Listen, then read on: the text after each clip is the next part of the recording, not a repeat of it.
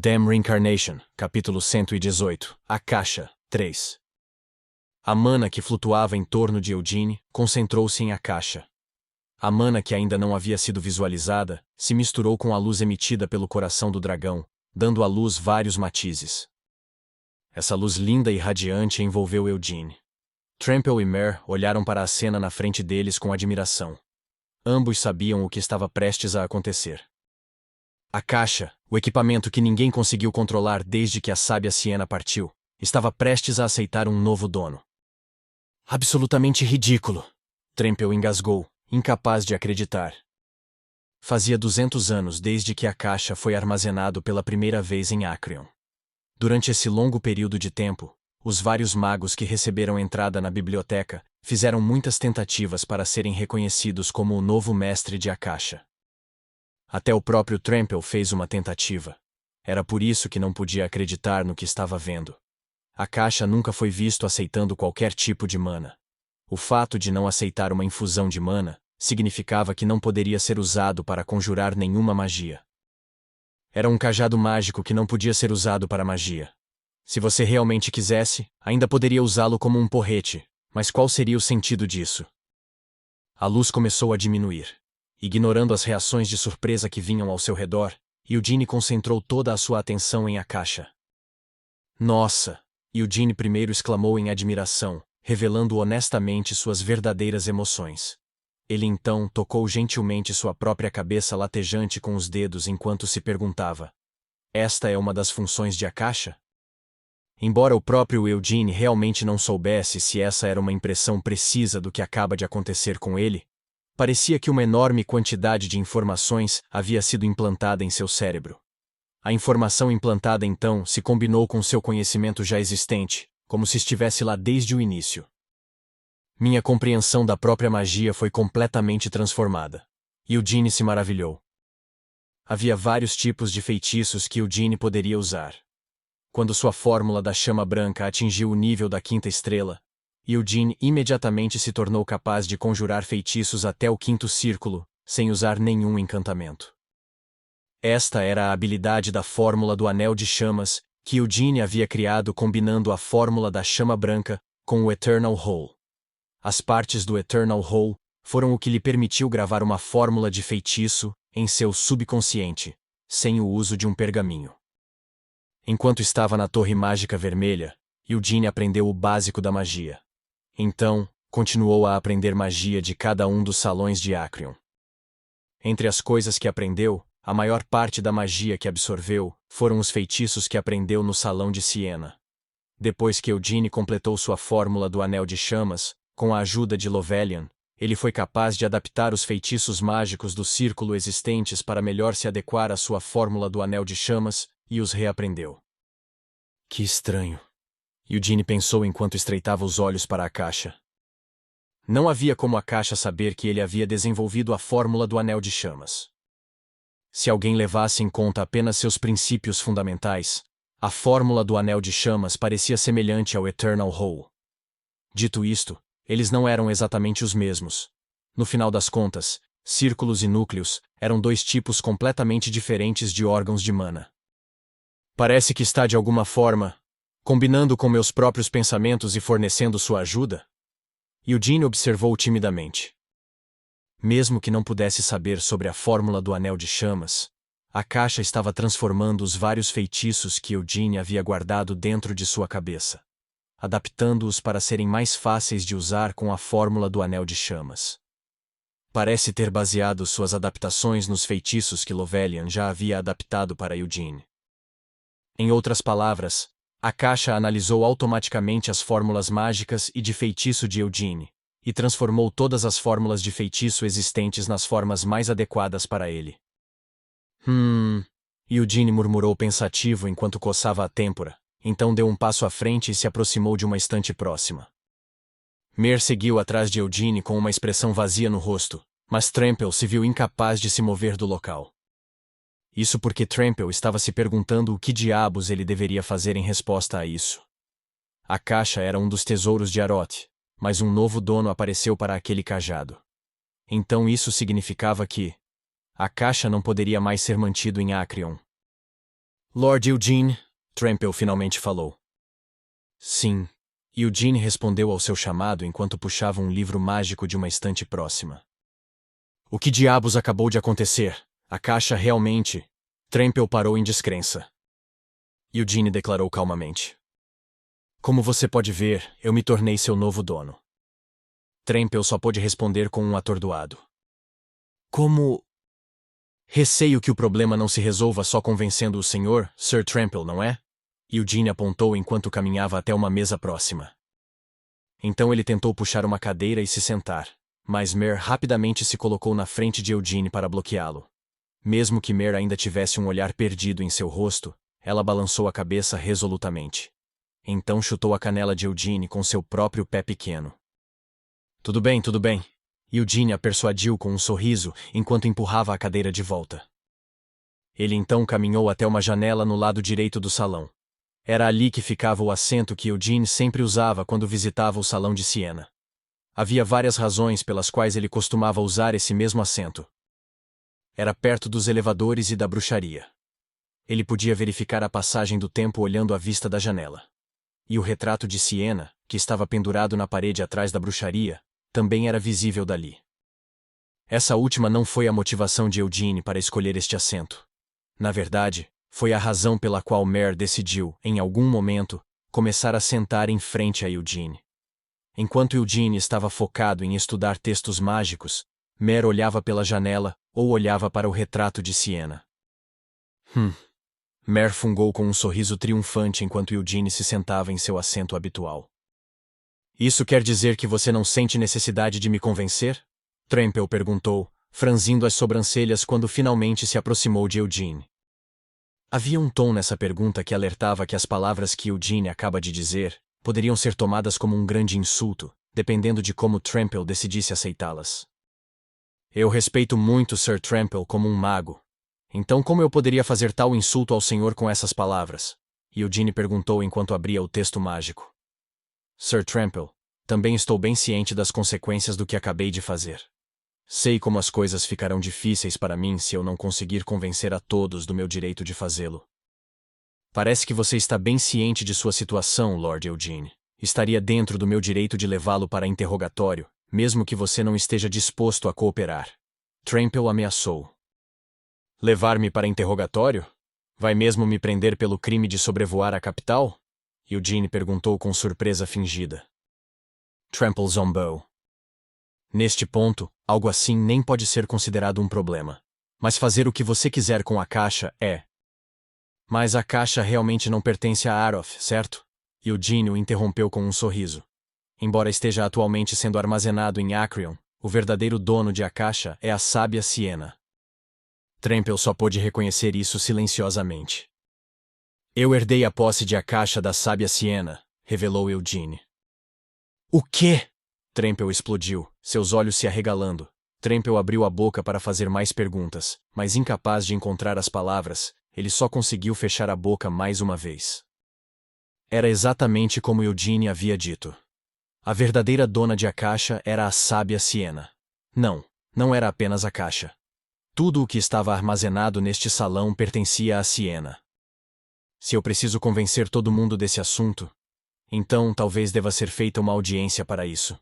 Estarei em Aroth por um tempo. Portanto, se uma audiência for organizada, certamente comparecerei para dar uma explicação completa. Você não vai fugir depois de dizer isso, vai?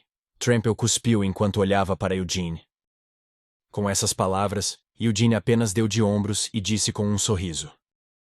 Sou um membro da linhagem direta do clã Lionheart e um discípulo da sábia Siena.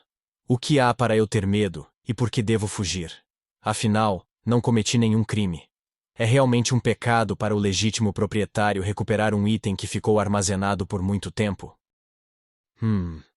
Trample apenas grunhiu, incapaz de refutar essa afirmação. Dando alguns passos para trás, ele deu um suspiro profundo e disse: Há uma montanha de coisas que eu gostaria de lhe perguntar, mas... Seria um insulto à senhorita Siena se eu ousasse questionar o proprietário de a caixa em um lugar como este? Trample balançou a cabeça ao se virar e sair. Ele veio aqui com pressa, pensando que faria um favor a Eugene, e o seduziria a se juntar aos magos da corte. Agora, Trample não podia deixar de sentir que tinha sido uma completa perda de tempo. Como diabos ele deveria resolver um assunto como este? Como ele deveria denunciá-lo? Uma audiência, ele diz. Que bagunça. Mas nós realmente temos motivos para realizar uma audiência. Tudo o que aconteceu é que um item foi devolvido ao seu dono. Embora pensasse isso, Trample realmente não acreditava. Ele soltou outro suspiro. A caixa não poderia ser tratado apenas como um simples objeto. Depois que a sábia Siena se isolou 200 anos atrás, seu nome se tornou um dos símbolos mais importantes de Aroth. Inúmeros magos de todo o continente vieram a Aroth, fascinados pela lenda de Siena. E muitos turistas se aglomeravam na Praça Merden, que recebeu simplesmente o nome dela, e na mansão de Siena todos os dias. A caixa era, em certo sentido, ainda mais um símbolo de Siena do que a própria bruxaria. Trample não poderia imaginar como a caixa teria permissão para deixar Acrion, muito menos Aroth. O que diabos acabou de acontecer? Depois que Trample desceu o elevador, ainda soltando suspiros, Mer sentou-se rapidamente ao lado de Eugene e começou a questioná-lo. Como você pode ter se tornado o novo mestre de Akasha? A caixa deveria ter sido selado para que ninguém além da senhorita Siena pudesse usá-lo. Pois é, foi isso mesmo. Eugene disse com um aceno de cabeça enquanto mais uma vez se voltava para seu livro de magia. No passado, estava cheio de frases que eram difíceis para ele entender. No entanto, agora não parecia nada disso. Apenas lendo, sua cabeça foi imediatamente capaz de entender o que o autor queria dizer. Ei, Sir Eugene. Você não pode, por favor, responder a minha pergunta corretamente primeiro? Mer exigiu enquanto inclinava o rosto sobre o livro para encontrar os olhos de Eugene. Você conseguiu encontrar a senhorita Siena? Você conseguiu, não é? Além da senhorita Siena, nenhum outro mago seria capaz de quebrar o selo de Akasha. Ela ainda está viva, certo? Não precisa ser tão precipitada, repreendeu Eugene. Você está mesmo me pedindo para não ser precipitada. Como isso faz algum sentido? Sir Eugene pode sair deste lugar a qualquer momento, mas eu não posso fazer isso, Mer argumentou. Ah, Eugene soltou um breve ruído de surpresa, fechou o livro e se levantou. Viu só? Você só vai fugir agora que é muito incômodo e cansativo responder às minhas perguntas. Mer acusou com um guincho. Poxa, eu não posso nem segurar você. Depois de fugir assim, quem sabe quando você pode voltar? Acabei de perceber que esqueci uma coisa. Esqueceu algo? O que você esqueceria? Mer ficou perto de Eugene enquanto o seguia. Ela não estava apenas seguindo-o silenciosamente, mas balançando as duas mãos como moinhos de vento, enquanto batia nas costas de Eugene. Mas seus punhos macios como bolas de algodão não o machucaram nem um pouco. Sir Eugene, você é sempre assim, agindo como quer, fazendo com que todos se sintam frustrados. O conteúdo do conto de fadas está completamente correto. Você é um lixo, um desgraçado. Mer xingou. Desculpe, mas aquele que está sendo descrito assim no conto de fadas não é Eugene Lionheart, é Hamel, o tolo. Eugene a corrigiu. Você está realmente dizendo algo assim neste momento? Mer perguntou em descrença. Eu sei que você é Hamel. Bem, pode ser, concordou Eugene. Você está tirando sarro de mim, seu filho da puta. Estou ordenando que me diga onde está a senhorita Siena e se ela está bem. Nossa, eu disse para você não ser tão precipitada. Por que você vive me dizendo para não ser precipitada, quando eu preciso me precipitar e obter as respostas de você antes de sair? Apenas espere um pouco mais. Eugene resmungou enquanto se virava rapidamente. Eugene agarrou-a pela cintura e levantou-a no ar. Kiá! Mer gritou enquanto chutava os calcanhares no ar. Eugene balançou Mer para cima e para baixo, então a colocou em cima de uma mesa próxima. Seu malvado! O vocabulário de Mer era semelhante ao de Siena, mas também diferente. Siena era alguém que dominava todos os tipos de xingamentos, desde filho da puta até os muito piores, mas os xingamentos de Mer não eram tão severos quanto os de Siena. Afinal, Mer não era a própria Siena, mas sim uma familiar criada com base na infância de Siena. Espere aqui um momento, tenho que me concentrar, então não me perturbe. Eugene instruiu com um sorriso enquanto dava um tapinha na cabeça de Mer. Então ele caminhou até a bruxaria. Mer observou Eugene, sua expressão cheia de desagrado enquanto fazia beicinho. Havia muitas coisas que ela ainda queria perguntar a ele, uma delas abordando o fato de que ela não sabia o que Eugene estava planejando fazer agora. Segurando a caixa na mão esquerda, Eugene estendeu a mão direita para a bruxaria. Ao fazer isso, ela começou a se ativar. Ele tinha feito isso dezenas, até mesmo centenas de vezes agora. Eugene fechou os olhos e se conectou à bruxaria. A primeira coisa que viu foi o Eternal Hole, o objetivo final da fórmula mágica dos círculos. Ainda o surpreendia, embora já o tivesse visto centenas de vezes. Eugene olhou para aquilo por alguns momentos. Era um ciclo infinito de círculos. Ele já havia conseguido obter algum entendimento sobre isso, e por meio desse entendimento, foi capaz de criar a fórmula do Anel de Chamas. A caixa estava auxiliando sua habilidade de entender a magia. Mas mesmo com isso, sua compreensão do Eternal Hole não sofreu grandes mudanças. Ele sabia que era uma quantidade infinitamente multiplicadora de círculos que estavam encadeados, e a mana amplificada por meio desse processo poderia ser considerada numericamente infinita. Portanto, parecia não haver sentido em tentar dar uma segunda olhada nisso. Isso deve significar que meu entendimento está correto. Eugene pensou com algum alívio. Como esse era o caso, mesmo com a ajuda de Akasha, sua compreensão do Eternal Hole não havia sofrido nenhuma mudança. Eugene sorriu com satisfação ao perceber isso. Mas ele não se conectou à bruxaria apenas para confirmar isso. Eugene tinha um objetivo diferente em mente.